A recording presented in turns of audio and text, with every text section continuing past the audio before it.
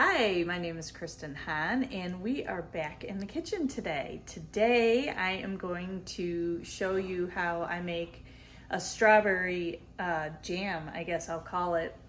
I'm not going to use pectin in this jam, and that's going to be the biggest change, I think. Most recipes are going to call for pectin, but your fruits have a natural pectin in it. So as long as you just kind of cook it a little bit longer, it's going to thicken up on you. And I'm going to show you how. So I'm using strawberries today, but really you could use any fruit that you may have. The strawberries that I'm using, I have already washed, and the package says it's a pound. Now, I went through and let's see, you can see some of them are a little bit mushy. Some of them, I cut some pieces out. So these were definitely about to go in the fridge, which is why I thought it's the perfect time to make some jam. Plus, I'm running out of my blueberry jam. So the first thing that you want to do is, again, wash your fruits and your vegetables. We're not doing vegetables. Wash your fruits, and then you want to weigh it, because the ratio of sugar, I am going to be using real sugar today, but the ratio of sugar and also lemon juice that's necessary to make the reaction to get that pectin out of your fruit is kind of important. So you want to know exactly how much you have.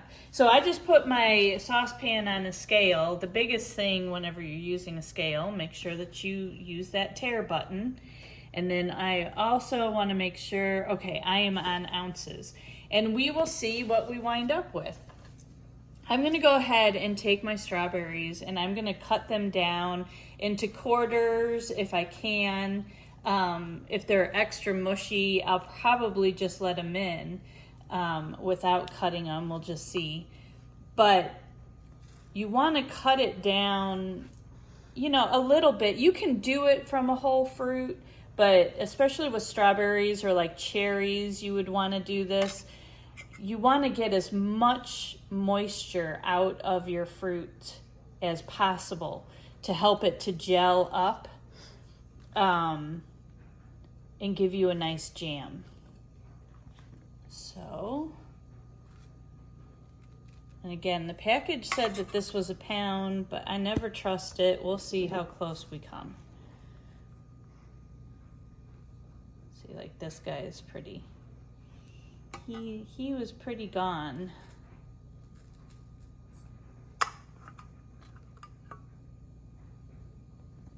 We were in Florida last week, and so visiting my dad, and my mom passed away about 5 years ago now. And so what I like to do is, certain things that he's not using of hers anymore, I try to go grab. And this little colander is one of those things. And I remember she had that colander.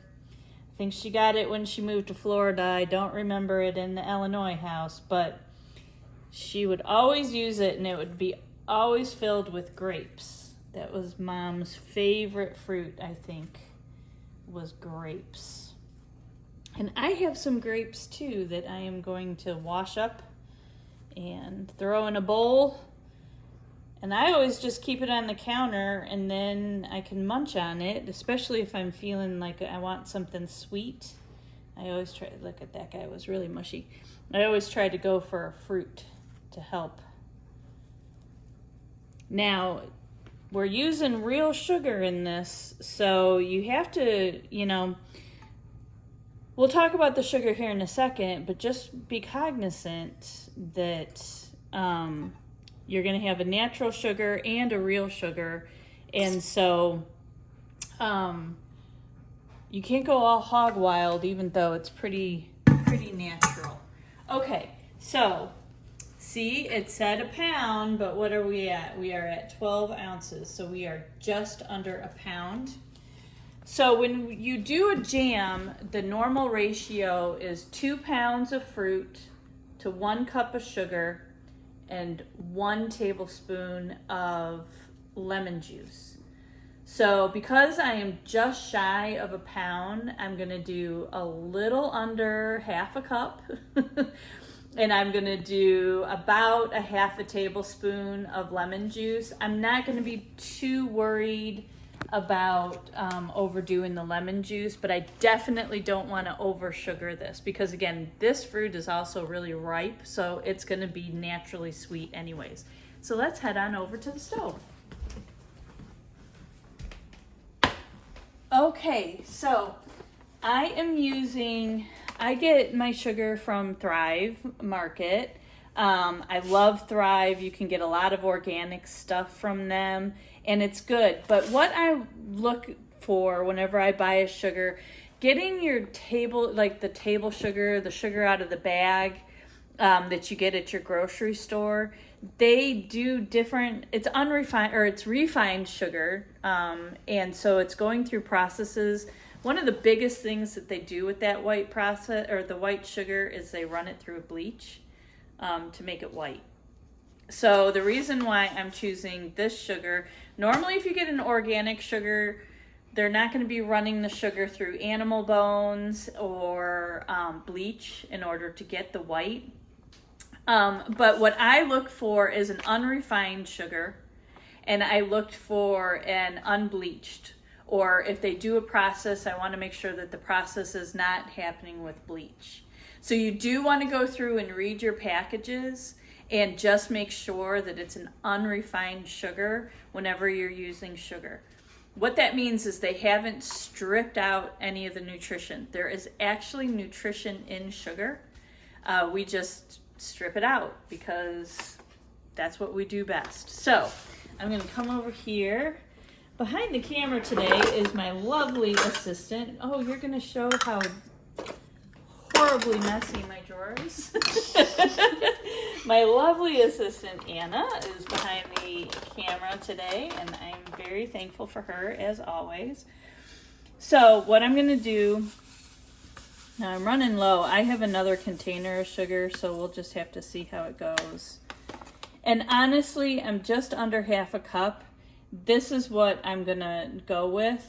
And we'll see how it goes. If it's not terribly sweet, I am not gonna be terribly hurt. That's the way that I'm going. I need, really quick,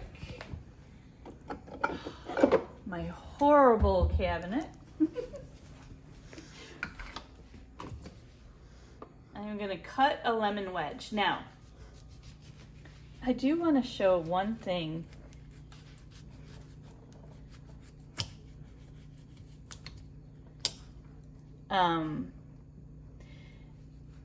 Because I know a lot of people want to go for the bottle of lemon juice, and I actually have a bottle of lemon juice.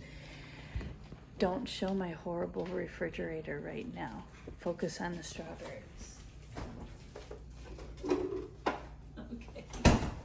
Okay. I was in a pinch. I didn't have a lemon. The closest store that I have to me is a Dollar General. And sometimes at the Dollar General, they do have some fruit in there. And a lot of times they have lemon. They ran out of lemon this day. So I was in a pinch and I bought this. And I looked and I'm like, oh, 100% lemon juice. And I didn't even think, my mistake, to continue to read. Because in smaller print right over to the side, it says from concentrate with added ingredients. So yes, there's lemon juice in here. But the ingredients, it also has potassium, something. It's a preservative is really what it is. I can't read it. It's small and my eyes are bad. But it's potassium something as a preservative. And it also contains sulfur. Not huge, like I still used it and I'm obviously still keeping it in the fridge in a pinch. So it's not terrible, but if you can have this is lemon juice and it's gonna be so much better. So I just cut off I'm gonna just measure out a half a tablespoon of lemon juice. I cut out a wedge. And I'm just gonna go ahead and use the rest of this lemon in water today. And have some lemon water. Maybe make some nice tea with it. So I'm just gonna take that and add it in. And that's all the ingredients that you need to make a fruit jam.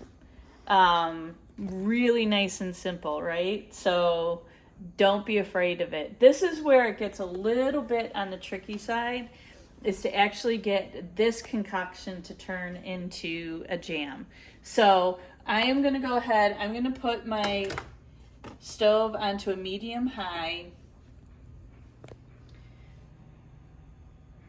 And then I'm gonna grab a wooden spoon. I'm just gonna make sure that that sugar and the lemon juice is kind of stirred over. And then we're just gonna start letting some magic happen. At this stage, what we want is we want this to come to a boil. So I'm gonna mash it a little bit and get some of those juices out. Now, I have seen other recipes where they'll take and they'll blend up the strawberries first to make like a strawberry juice. And basically do the same process from there. I just like using the whole strawberry. There's something about the whole strawberry that, I don't know, it just makes me feel good. Plus you get chunks. You get chunks in your jam, I think. Well, I leave it a little bit chunky just to make me remember that I'm eating actual good fruit. Okay. So that's pretty good for now. Just gonna stick it on there. And that's done. And then we are gonna wait. So as soon as this comes up to a boil, I'm not gonna make you stare at, what do they say? A watched pot never boils. So I'm gonna do a little bit of cleanup here, and we will come back whenever this is at a boil, and I will show you what to do next. And I will also, if you look at the time, it's 10:10 right now. I'll show you the time too, just so that you get an idea. Everything is gonna vary. So really, whenever you're cooking, I think go by look, go by the sound of it more than by time, because everything varies, and like the intensity of your stove, things like that. So I will, though, let you know about how long it goes, and then we'll see you back whenever this comes to a boil. Okay, we're back, and if we look at the clock, it has been about 4 minutes. And if we look at our strawberries, they're starting to release those juices. This is why, again, I don't think that you really need to blend it. And it's a nice liquid, and it's starting to pop. So I want to see, I would love for this to be around 220 degrees.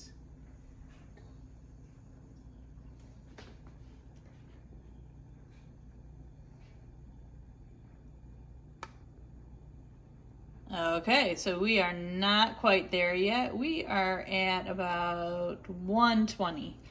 So I'm going to go ahead and let this boil for just a little bit, probably another minute or two. And if we just want to, I did not stir this or do anything while we were gone. Can you smell the strawberries, Anna? Yeah, I can. It's really starting to go. I am going to just... Now, the one thing to always remember whenever you're boiling, whenever you're doing anything, especially if you're trying to get to a certain temperature, the more you mess with it, the cooler it gets. So like if you've overboiled something, or like you need the water to go down or something, you give it a quick stir and it goes down. Now, if you're way past the boiling point, a rolling boil is whenever you stir it and you cannot get the heat to come down. That's a rolling boil. For me, as we see, it's just popping. If I stir this, I'm actually going to take the temperature down a little bit. So I want to just keep it like this and let that temperature come up. At about 220, that's whenever the fruit is going to start releasing the pectin. And we still have a ways to go with this in order for it to get nice and thick. But And I don't know, you know, sometimes you get it real thick and sometimes you don't. But that 220 is our magic number.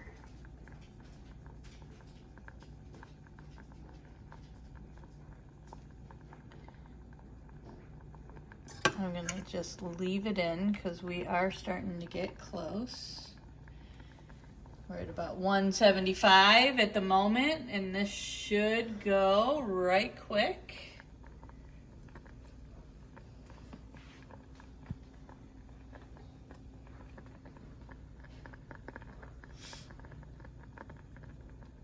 This is where I get very, very impatient, quite honestly. And I go, it's good enough. And I'll turn off that heat, but not today. Today we're gonna let it go all the way. So we're almost to 200. I think actually what I'm gonna do, because I am impatient, I'm gonna turn up the heat just a little bit. I'm at more of a medium high right now. I don't want to scorch it, but I'm going to be turning it down here in just a second. So I'm looking at Anna videoing right now. You can almost see that where it's actually there. I was trying so hard to find an angle where you can actually see like what temperature it's at. Like with the steam, it's... Yeah. But you can hear it, right? Like you can hear it popping. So I was actually off doing something else and I heard my stove because again, I'm not going by a timer. And we are right about at 200.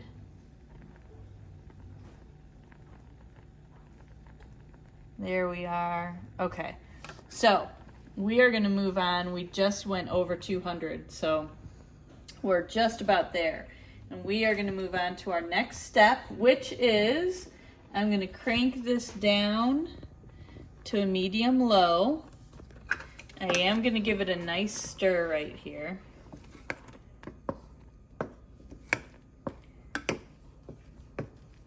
And now what we're going to do is we're going to let this simmer for about a half hour.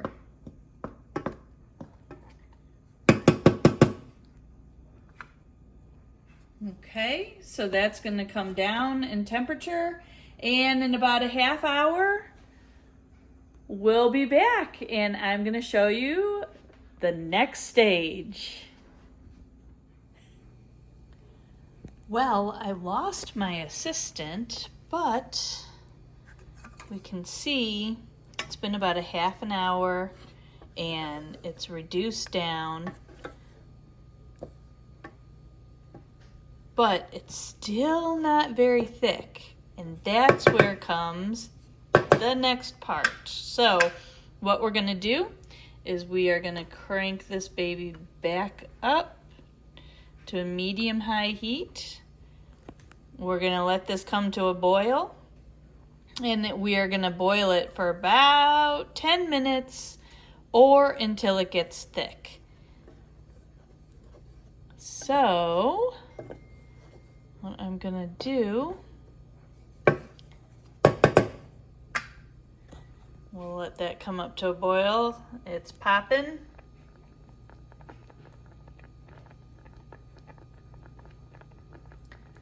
Okay. And then I'm gonna put my thermometer back in because I'm gonna set, you know, the 10 minutes for me is gonna start whenever this gets back up to about 220. Oh, and my dryer is off. If you can hear the music in the background. So probably what I'll be doing is folding towels while I'm letting this go for 10 minutes. We will let it go. It's about at 175. So it's probably going to take another minute or so. And then whenever it gets up to the 220, I am going to turn my timer on for 10 minutes. and I will be back and we will see if it's ready or not. It still might not be ready, but we should be really close. This is looking really good right now. So I will see you in about 10 minutes. Okay, we're back, and I have my camera lady back, so that's always nice. It has been boiling away, and as you see... It looks like tomato sauce. A little bit, right? Mm-hmm. And it's nice and thick, and the fruit has almost all broken down, and we are ready to jar. Now, if yours is not as thick as this right now, all you do is just keep cooking it, monitor it, because it goes really, really fast. And from here, we are going to do our best not to make a mess, because I don't have my funnel. So let's see. I have a spoon on standby just in case. And I'm pouring slowly just because I'm trying my darndest not to waste a bunch of this. Although it looks like a couple. And I am gonna fill my little jar. Almost perfectly. I did not plan that out. And I'm glad it only did one jar because that is all the jars I have at the moment.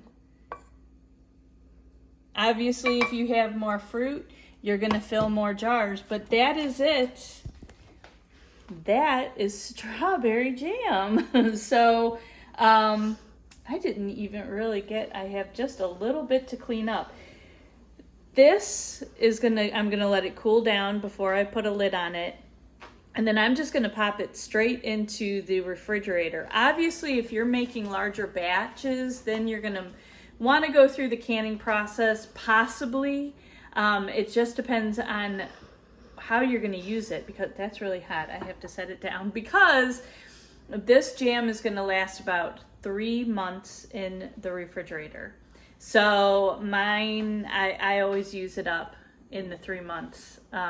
If you have because I'll take crackers to this, like it's a nice little snack too. So if you don't think that you will use it in those 3 months, or you're getting close to the end of the 3 months, you can go ahead and freeze it, and it will last in the freezer for about 2 years before the taste starts kind of going away a little bit. So you really don't have to can this if you don't want to. It does really well in the refrigerator and in the freezer. If you have extras too, it's always nice to run one down to your neighbor and give them some nice homemade jam.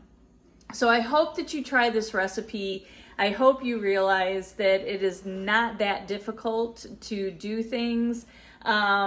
It's what, 7 after 11 right now. So we started this process right around the same time, about an hour. So it's about an hour-long process, but I was doing laundry, cleaning up, doing things. It's one of those that you don't have to be on top of for the total hour. So, on the weekend, make yourself some batch of jam. Your family will love you for it. I hope you learned a little bit, and we will see you in the next video. Bye.